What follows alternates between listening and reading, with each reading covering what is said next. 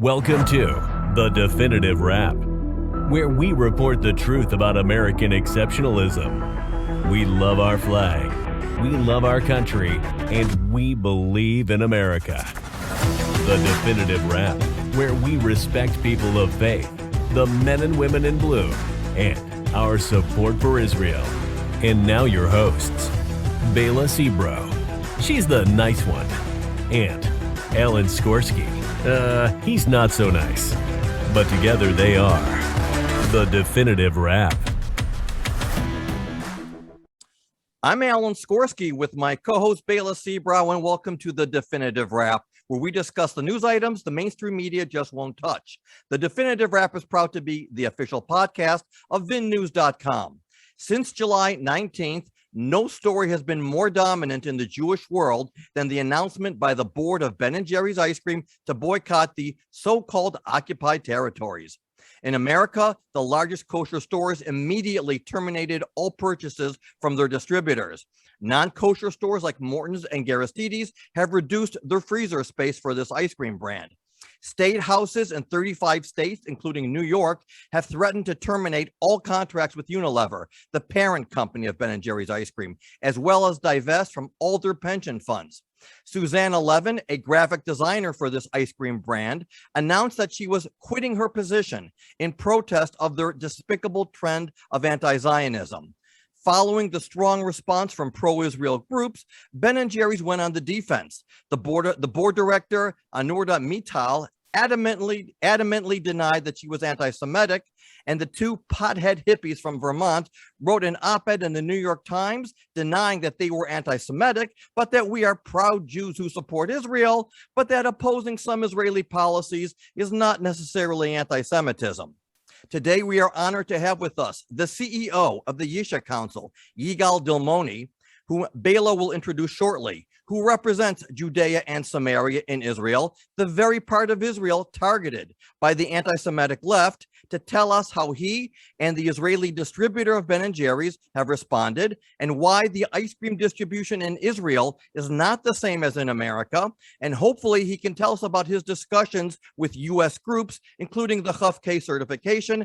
Bela, take it away. Thank you, Alan. Scientists have found that eating ice cream actually can make you happy.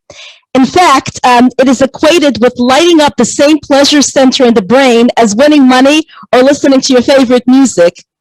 And yet we now have a situation that is turning something good and pleasurable to evil politics.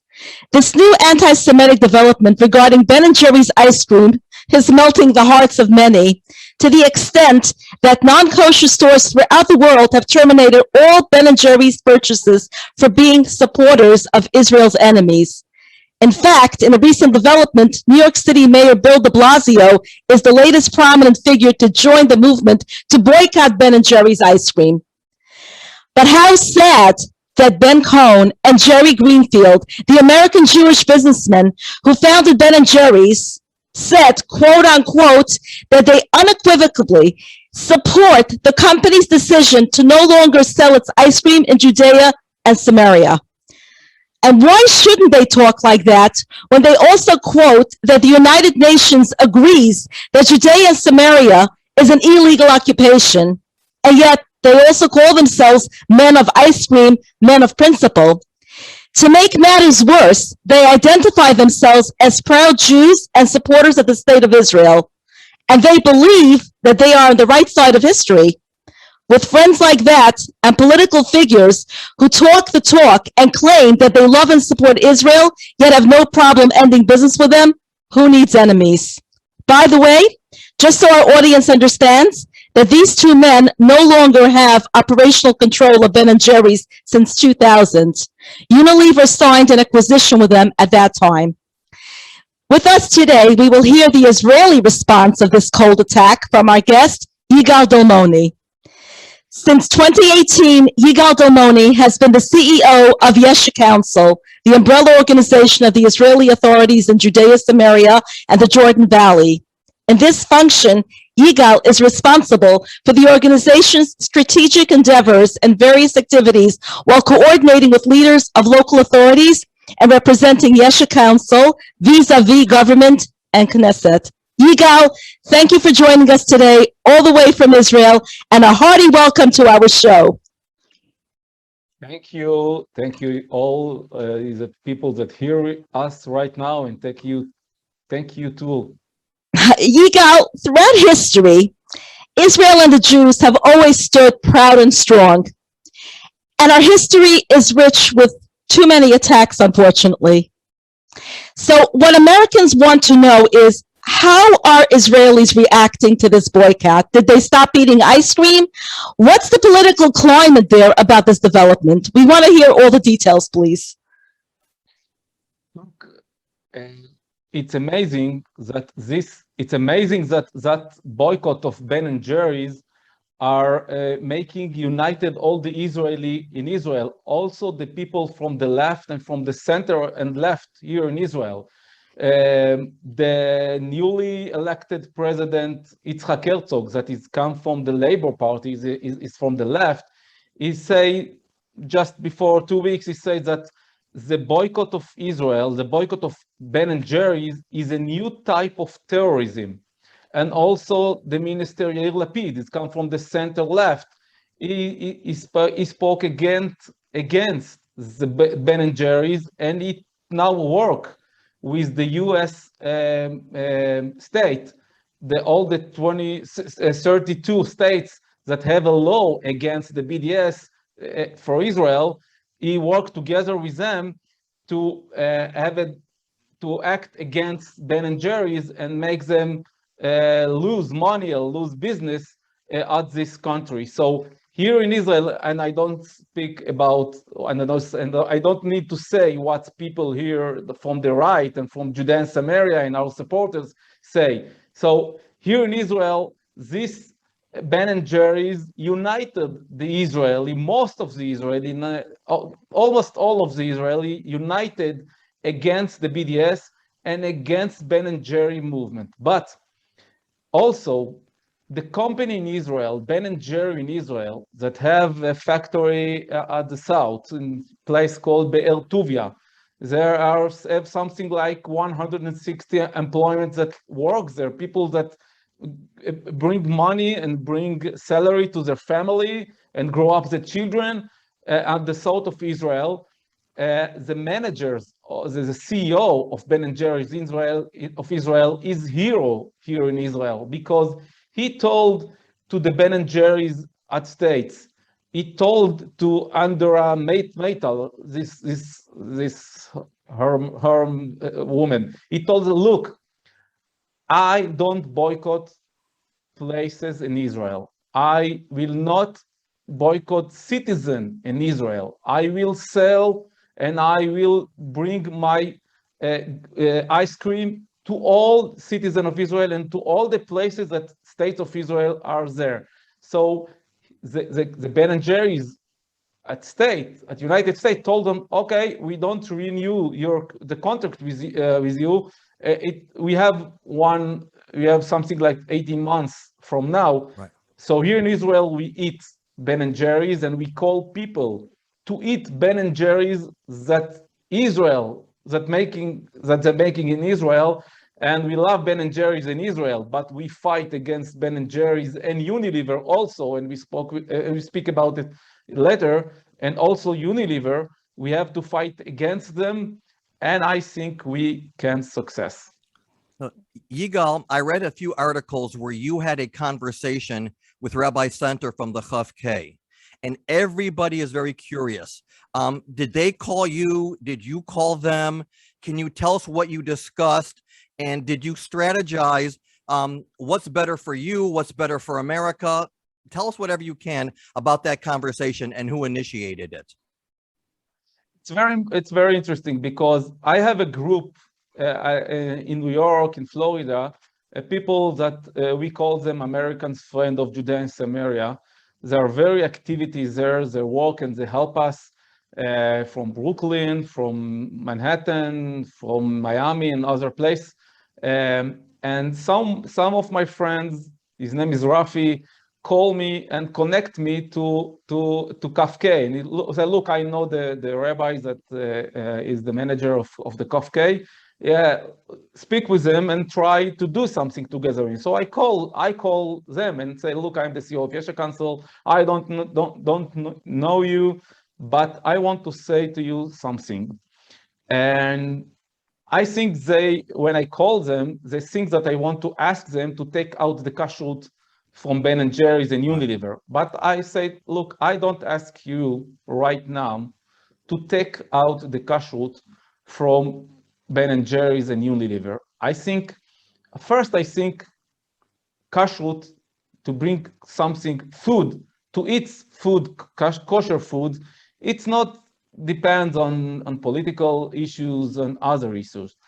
But second, if they will say now to Unilever and Ben and Jerry's, we take out the kashrut, they will not have a force against this horrible decision of Ben and Jerry's. So I have to keep their strong, I have to keep KOF-K very, very strong, that fight against the decision, this anti-Semitism decision of Unilever and Ben and Jerry's. And you say, oh, you're very interesting what you say, because we got hundreds of mail from Jewish here in States that told us, take out your kashrut from Ben and Jerry's. So, no, I don't, I speak what I think. I think it's very strategic way. Keep your places in Ben and Jerry's and Unilever. We have 18 months to work. If after this 18 months, you will see that we will lose and Ben and Jerry's and Unilever don't come back or back down from their decision, we have to think again what to do with the kashrut. But right now, don't take out the kashrut.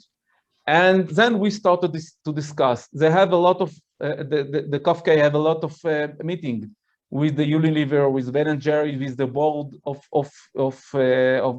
Unilever, with the chairman there, with the CEO, with all the people. And every time they call me after that and tell me what this guy said and ask me what to do, I connect them to the staff, to the chief of staff of Ambassador Gilad Erdan. Is a big friend of mine, and I like him very much. I connect them together. They speak each other. Also, Ambassador Gilad Erdan work with the government there, with the states there, and I connect them to Eugene Kanterovich, who's a professor from Kohelet Forum, Policy Forum. I spoke also with Eugene, and I take advice from Eugene about it, and we think together what to do. Right now, I think KOF-K have to work with Unilever, not Ben and Jerry's, because Ben and Jerry's very, very progressive guys. I don't think we can act with Ben and Jerry's and they will hear us. We have to push all our forces on Unilever, because Unilever have a lot of company here in Israel and in all of the world, and they can lose a lot of money, and they can lose. You know, at the last week, their stock of Ben and Jerry's and also Unilever lose something like 10%. It's $1 billion of dollars. It's a lot of money. So the board have to sit and say, wow, why we do this decision? We lose a lot of money. So I want KOF-K say it to Unilever. I need an access to Unilever. I don't want to speak with them because for me, I think they're anti-Semitism, but I need someone. We need someone. We need people there. We need you, people at states that hear us right now. You can do a small steps. I will tell you later what you can do, but I need some access. I need people that can speak with them and tell them, look, first, you lose money. Second, a lot of market in United States, like you say, when we start to speak, a lot of market and a lot of states and a lot of, I hear the governor of New York, what he says. It's very, for me, I feel very good that I hear Yes. People there speak against the BDS, and I hear what the city of Hampton. I think it's also in the 5 towns. Yes, the city of Yes. Hampton. It's our councilman. Hampton. Our councilman. Yeah. Oh, okay. So it's a great guy. I read. Yes. I read a lot of things, and I see all the support that we get from America and from Jewish and from also non-Jewish. Also, the pastor John Hagee give an announcement that say this is not the way to bring peace, and boycott is kind of terrorism.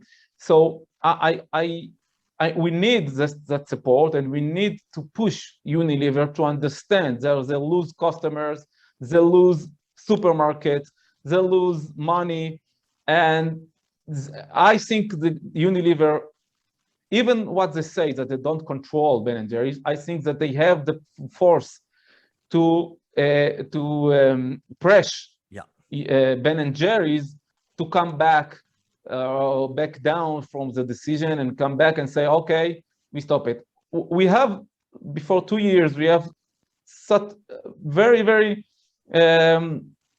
exactly situation with Airbnb. And then Minister of Tourism here, Yariv Levin, and Minister of Strategic, it was Gilad Erdan, work very, very hardful. And also we work with PR and all our friends in the United States work against Airbnb. And after something like 6 months, Airbnb come back and say, okay, we come back from our decision, and we put all the rooms and all the mini hotels in Israel, in Judea and Shomron, in Judea Samaria, we put it in our NBB. So we can success if we work and work slowly and slowly and push, we can have success. It's not a 1 week campaign. We have 80 months to work about it. So I need everyone, you and me, need KOF-K there to help us, and we need all the citizens on the Jewish and non-Jewish states to help us. Thank you for setting this straight, because the opinion and the reaction of people in the United States was getting KOF-K kosher to end their relationship with the boycotters. So you're adding a whole new perspective to it, working together to end the boycott rather than antagonize KOF-K. So I think that's amazing that you're doing that, and thank you for setting everybody straight on that issue.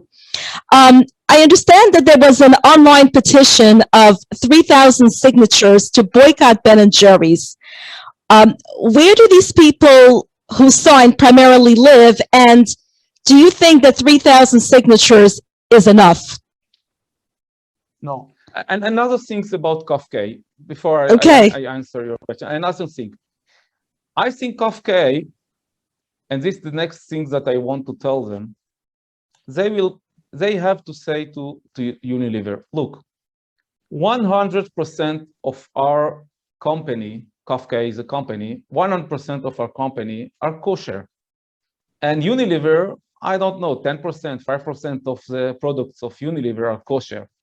So if you boycott Israel, if you work with the terrorism and anti-Semitism against Israel, at the end of this year, at the end of the contracts, they have a contract together with Unilever. When the contracts will end, I don't think I can work with you. I have to think again if I can work with you if you work against my people. So this is the next move that KOF-K have to do. Right now, don't take the kosher route, but think again. They have to think again about the contract over there. But and for your and I answer now your question. Yeah, thank you.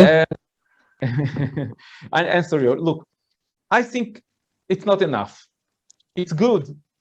It's a great wave. We have to go on the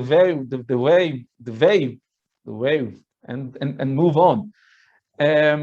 I think everyone that hear us right now, I know that a lot of people hear your podcast, and I also start to hear your podcast. It's very interesting me.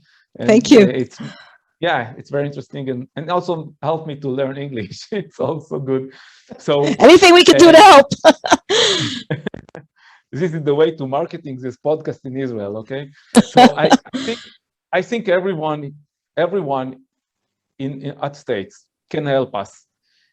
If you can ask other markets like Walmart, on other big markets in States, tell them, look, it's anti-Semitism, it's a terrorism, it's a kind of new terrorism. The new president of Israel says that it's new terrorism.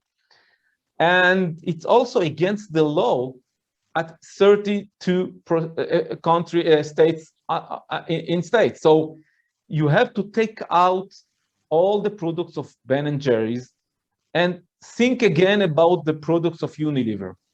And if the Jewish will do it, and if our big friends in the non-Jewish will do it, I think it's come more and more and more like a big tsunami, and the big economic losing tsunami to Unilever.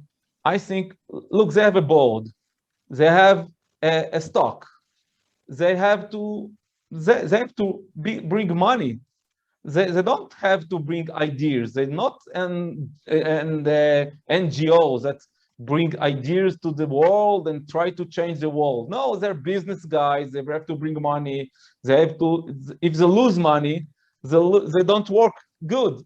The main issue of that company is not agenda, is not progressive.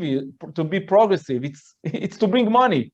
So if they will see that they will mean our main goals they lose money, I think they will come back. And I think also if they will show that they walk against the law, because you have a law at stake. We also here in Israel, you know, the CEO of Ben and Jerry's in Israel cannot say, I don't give my products to Judea Samaria because here in Israel it's against the law.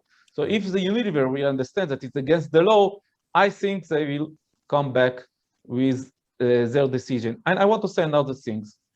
It's very important to understand. It's not a matter of ice cream. We don't live in Judea and Samaria to eat ice cream. We don't come here to eat ice cream. We're here because this is our land, because it's the Jewish heartland, because all this place from Hebron to Shem and Bethel and Shiloh, this is all the places that when this is our traditional land. This is where the Jewish nation start up here. We live in our heartland of the world. Don't eat ice cream. Okay, I cannot eat ice cream, Ben and Jerry's ice cream. It's not a matter of what brand of ice cream I eat here.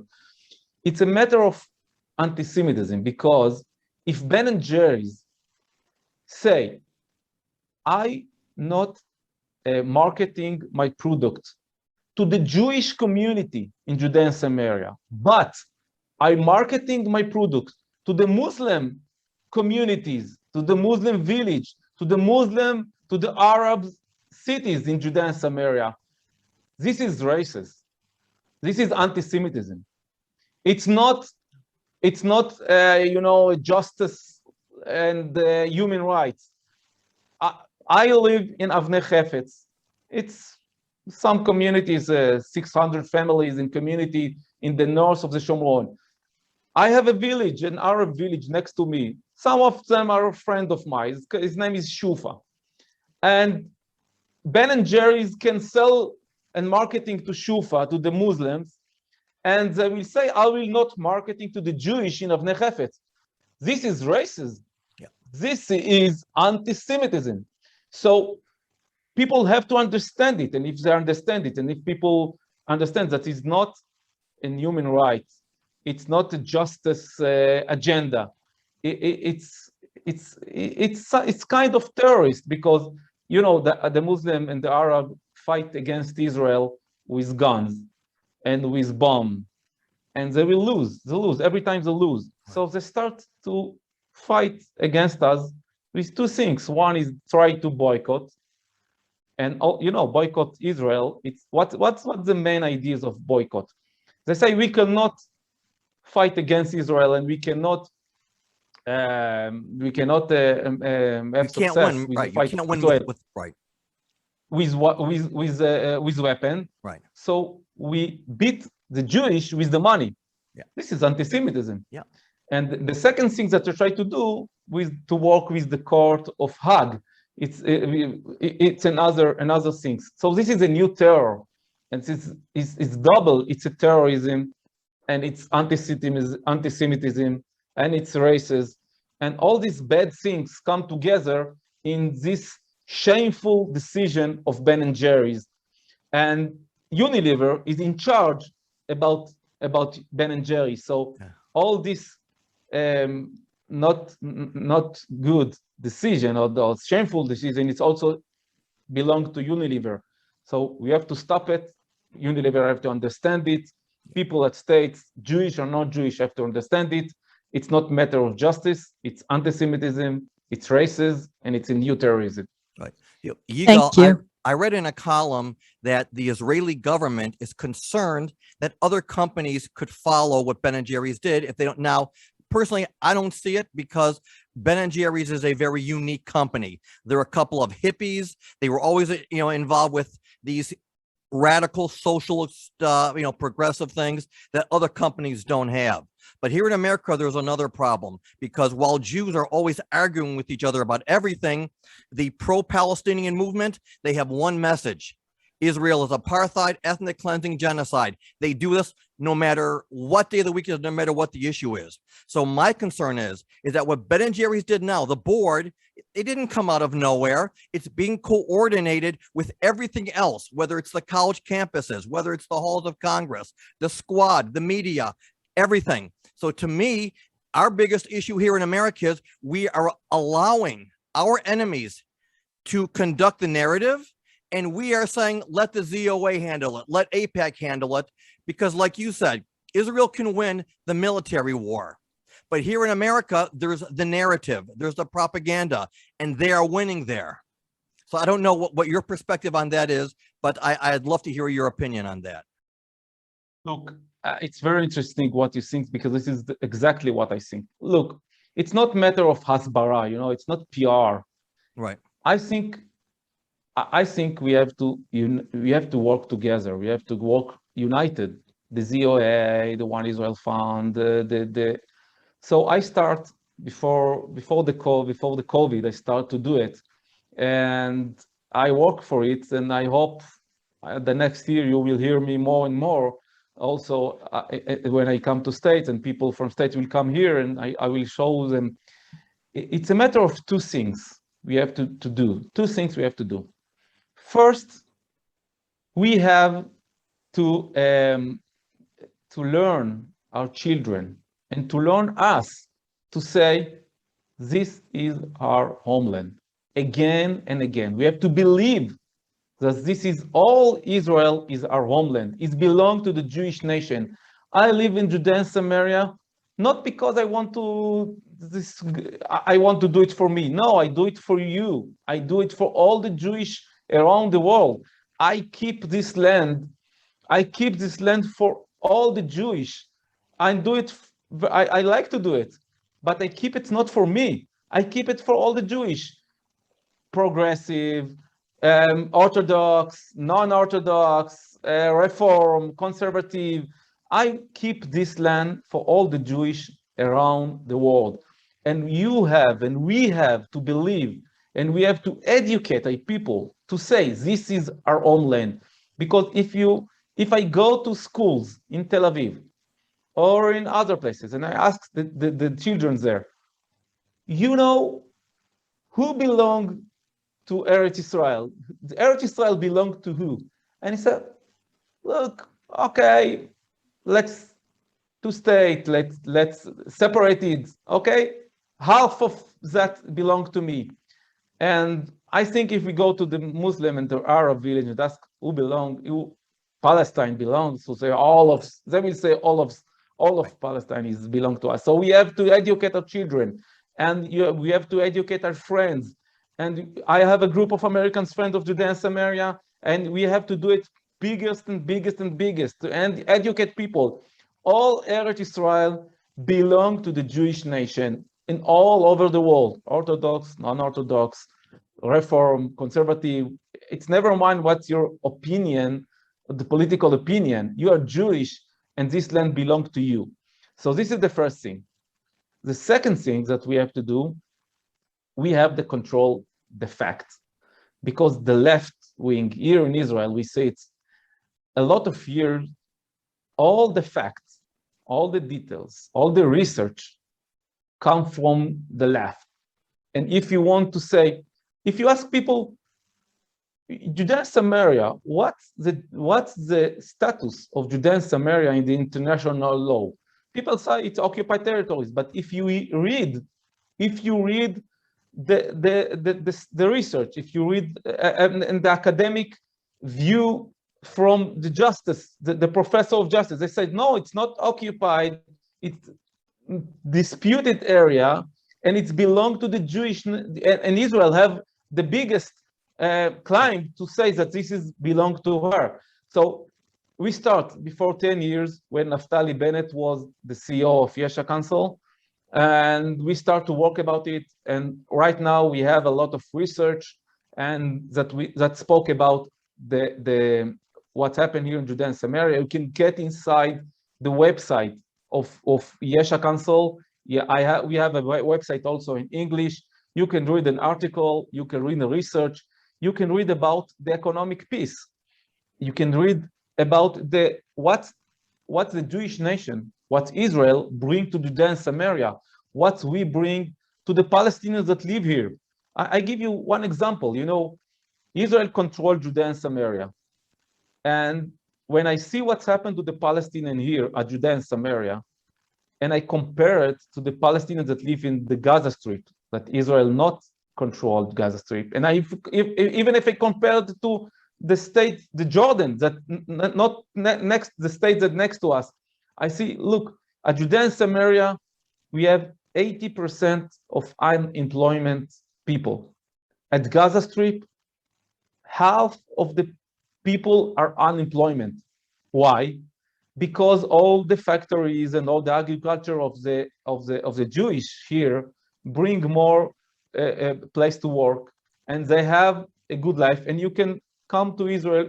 I hope you will come to Israel. I want to take you to tour, to see. We drive on the same road with the Palestinian. They have a big car. They have a big houses. They live in very, very high quality of life. And you go to Gaza Strip and you see the people don't have the money. And we have a lot of research that you can read inside our website. What is your website? Please tell us what your website is, Yigal. What is the website?